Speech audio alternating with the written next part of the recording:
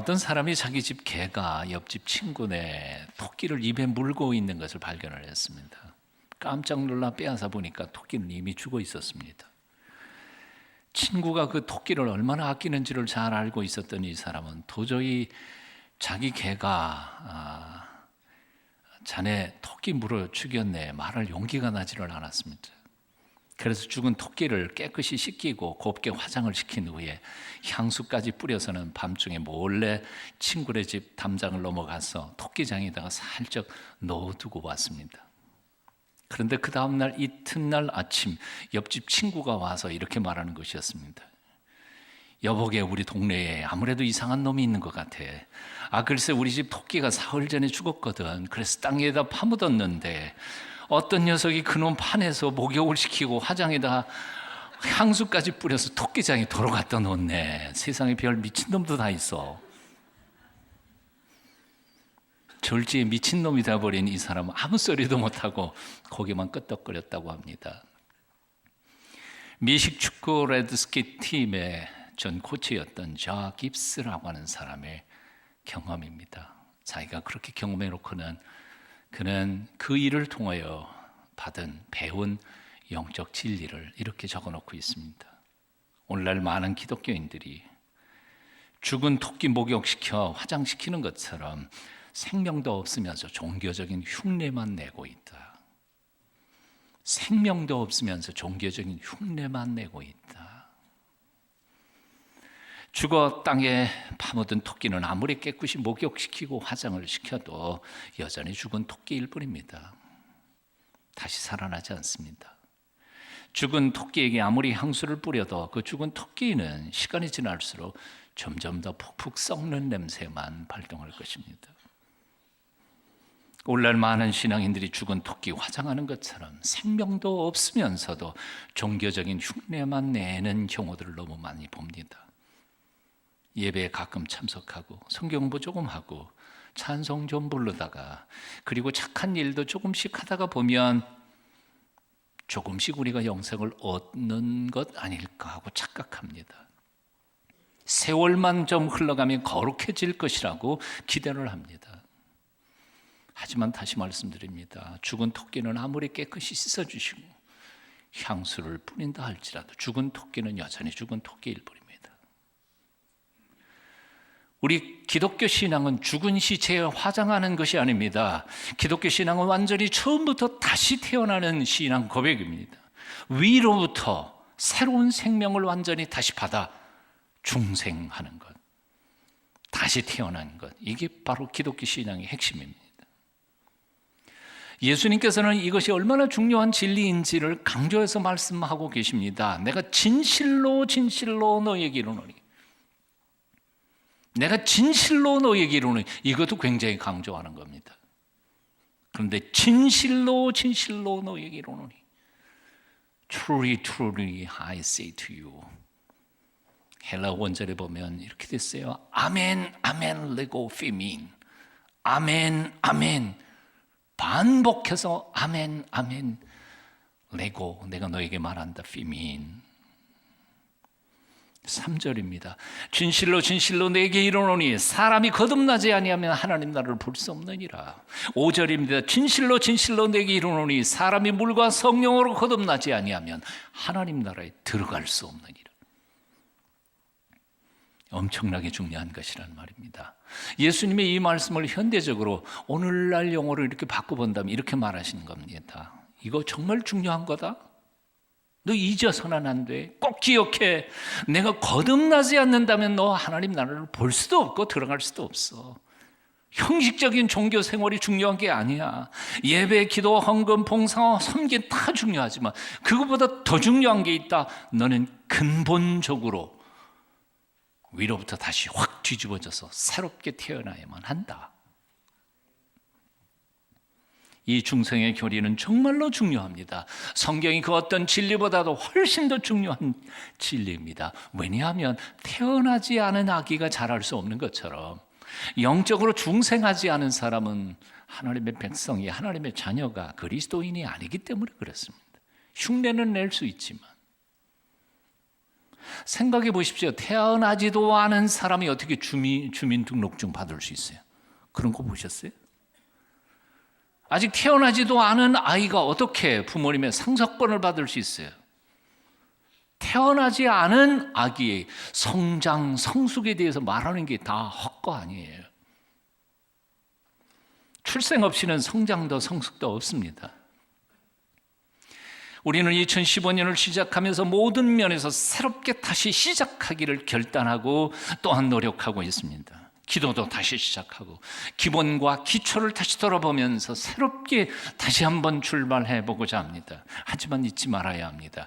태어나지도 않은 아이는 자랄 수 없다는 것을요. 죽은 토끼를 아무리 목욕시키고 화장할수록 향수를 뿌려도 죽은 토끼는 그냥 죽은 토끼일 뿐이라는 사실을. 성숙과 성장, 이것은 내가 하나님의 백성으로 태어난 이후의 이야기일 뿐입니다. 오늘 본문을 보면 니고데모가 예수님께 나와 말합니다. 라비여, 우리가 당신을 하나님께로부터 오신 선생이신 줄을 아나이다. 하나님이 함께 하시지 않으시면 당신의 행하시는 이 표적을 아무도 할 수 없겠기 때문입니다. 아주 논리적이었습니다. 그리고 신학적이었습니다.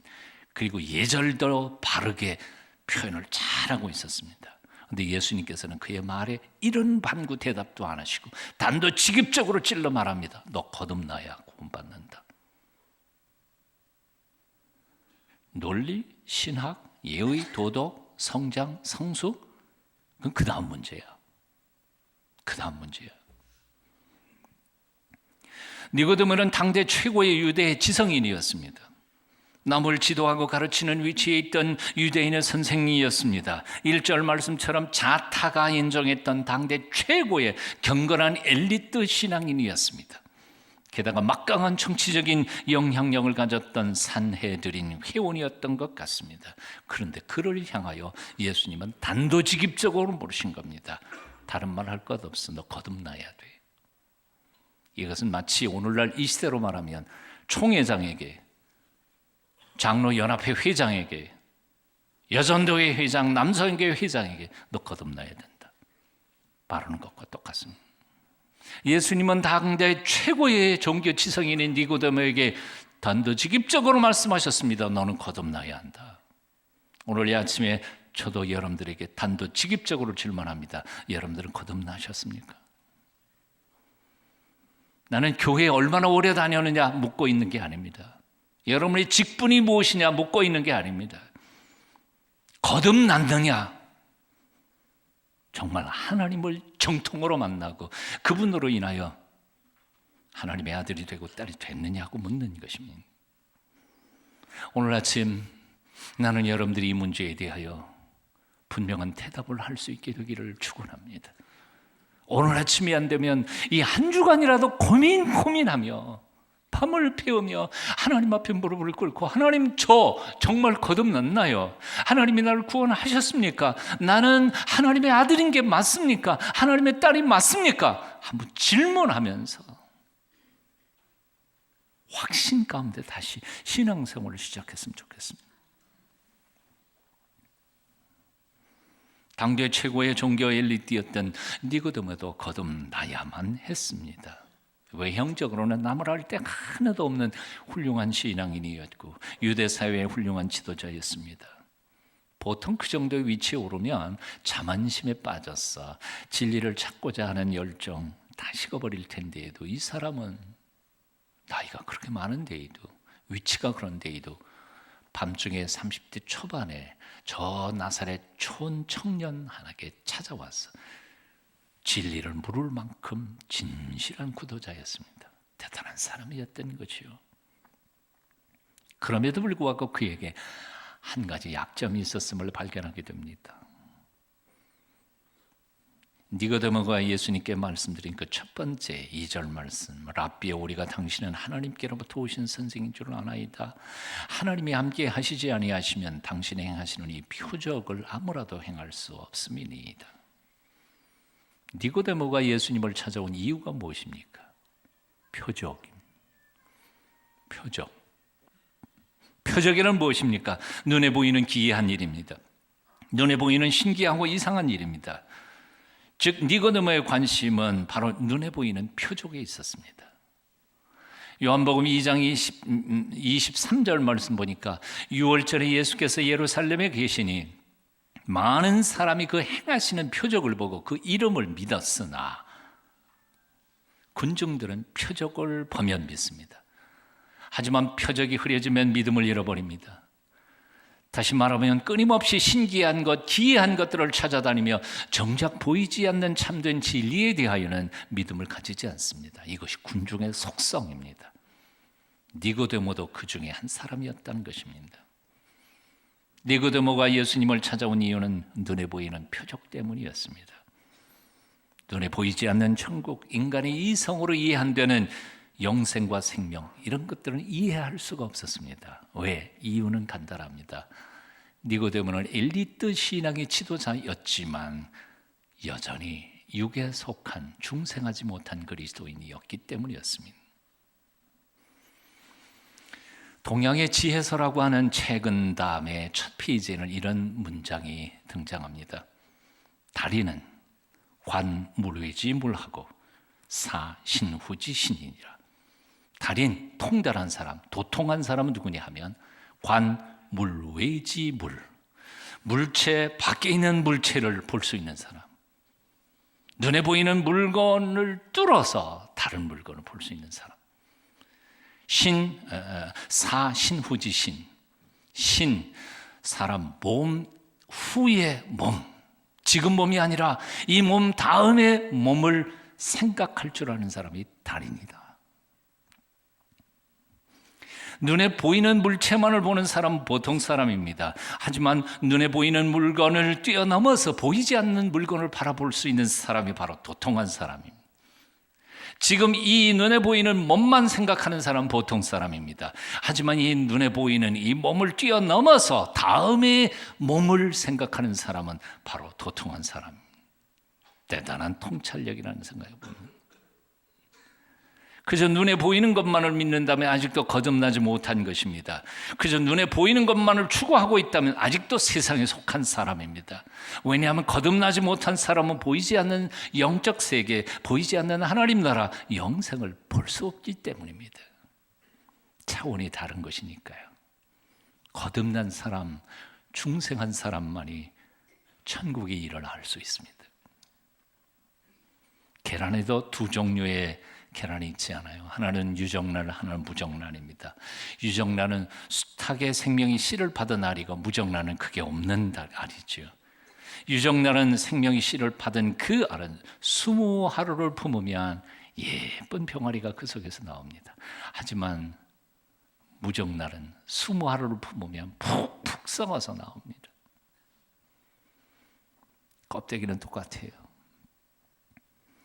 기독교는 단순한 윤리 도덕적 종교가 아닙니다. 생명의 종교입니다. 거듭난의 신앙 고백입니다. 이 세상에 부모님의 몸을 빌어서 이 육체의 생명을 얻고 한 번 태어난 것처럼 이제 하늘로부터 내리시는 하나님의 생명을 받아 두 번째 태어난 사람들이 시작하는 삶이 바로 기독교의 신앙의 삶이라는 것이지요. 나는 여러분들이 이런 놀라운 체험을 할 수 있게 되기를 축원합니다. 거룩하신 성령께서 이런 은총을 여러분들에게 베풀어 주시기를 기도합니다. 어떻게 할 수 있을까요? 성경에 가르치신 두 원리가 있습니다. 첫 번째는 하늘로부터 생명의 씨앗을 받아야 한다는 거예요. 그렇잖아요. 수박을 어떻게 생산해요? 참외를 어떻게 거두어요? 간단합니다. 씨부터 뿌려야지요. 씨 뿌리지 않고 우리는 열매를 거둘 수 없습니다.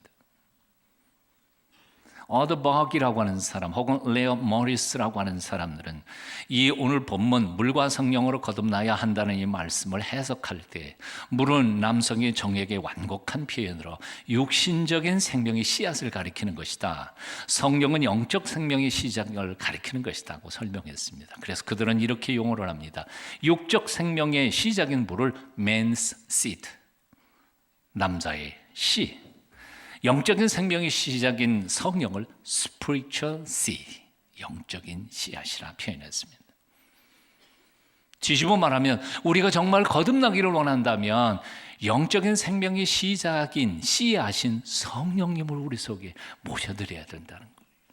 그분이 오셔서 영생의 씨를 뿌리실 때 비로소 우리는 거듭날 수 있다는 거죠. 본문에서 예수께서 거듭나지 않으면이라고 말씀하실 때 그 거듭난다는 말은 헬라어에서는 두 가지의 의미를 가지고 있습니다. 첫 번째는 두 번째 태어난다는 뜻이고요. 두 번째는 위로부터 아래로 태어난다는 뜻이기도 합니다. 두 의미가 다 들어가 있어요.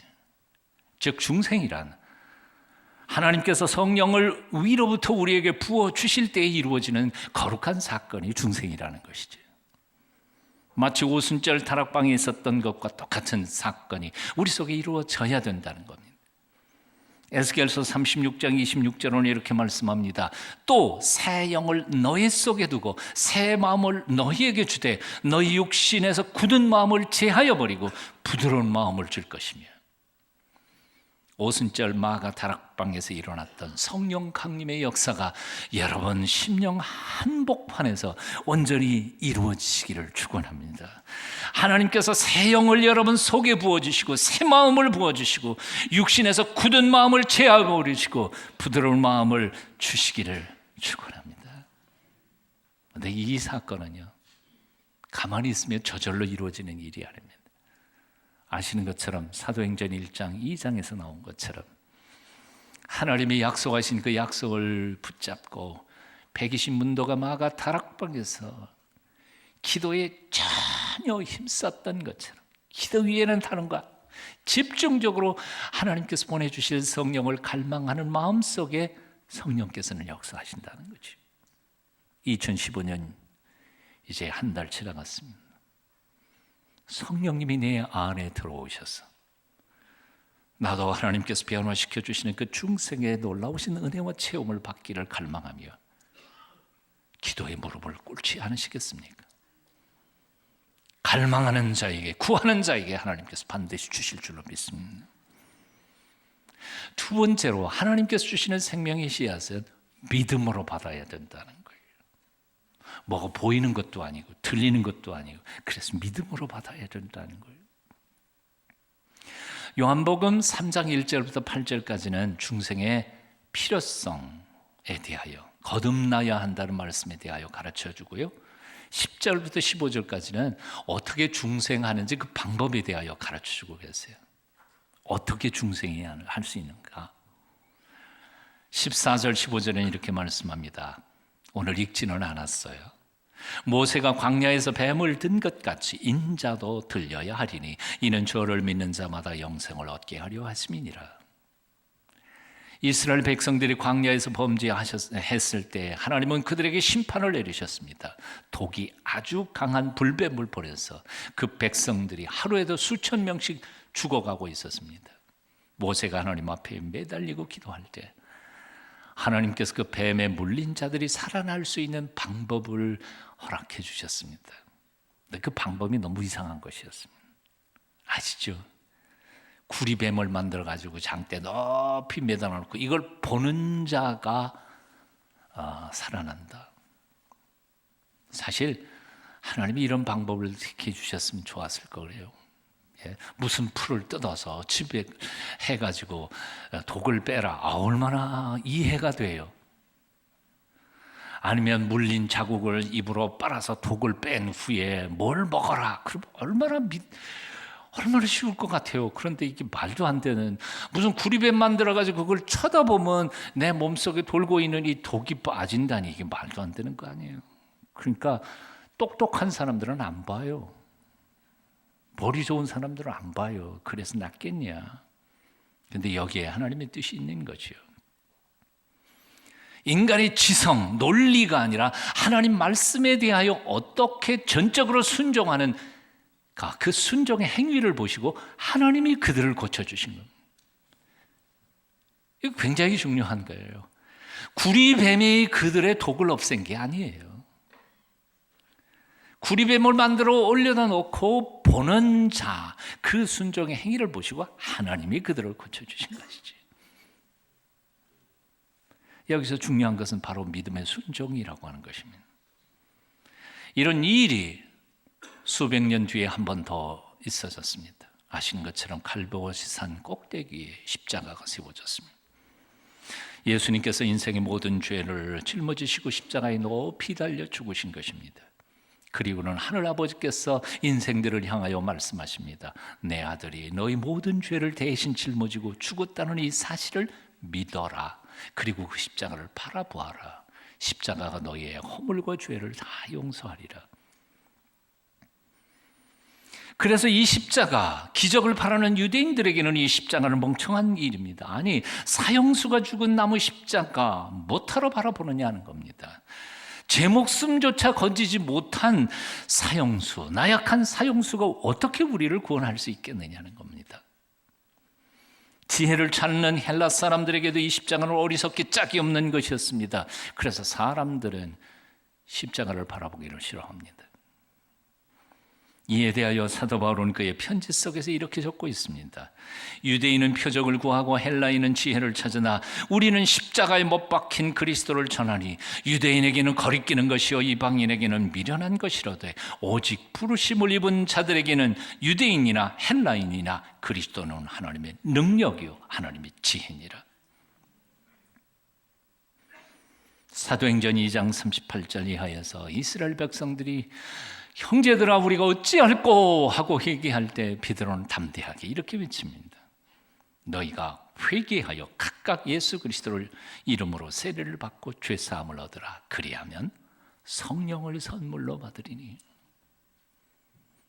성령, 그분이 바로 우리를 중생케 하는 하나님이 보내주시는 생명의 씨앗이라는 것이죠. 위대한 과학자여 철학자였던 파스칼, 1654년 11월 23일 밤에 하나님을 정통으로 만나 중생했다고 그는 기록하고 있습니다. 과학자니까요, 정확히 기록해 놓고 있어요. 그날 밤 10시 30분부터 12시 30분까지 그분을 만났다는 거예요. 어떻게 만났는지 그 자세한 건 잘 모르겠는데 여하튼 자기가 잊어보지 않으려고 그걸 적어놨어요. 그 감격을 잊지 않기 위해서 양폐지 위에다가 그때의 감격을 써서 해놓고는 평생 자기가 입는 옷 섬 안에다가 그걸 꼬매고 입고 다녔어요. 몰랐어요. 근데 그가 파스칼이 죽은 다음에 장례를 치르려고 옷을 보니까 거기 양피지가 붙었던 거지. 그 양피지에는 맨 첫 줄에 이렇게 썼습니다. 불. 그리고는 설명이 없어요. 아마도 우리는 짐작하죠. 와, 이 죄 많은 인간이 살아계신 하나님을 딱 만나니까 이게 뭘로 표현을 하겠어요? 막 불을 확 뒤집어 쓴 것 같은 느낌이 들었는지도 모르죠. 그래서 불 그렇게 썼어요. 그리고 그 다음 문장은 이렇게 이어가요.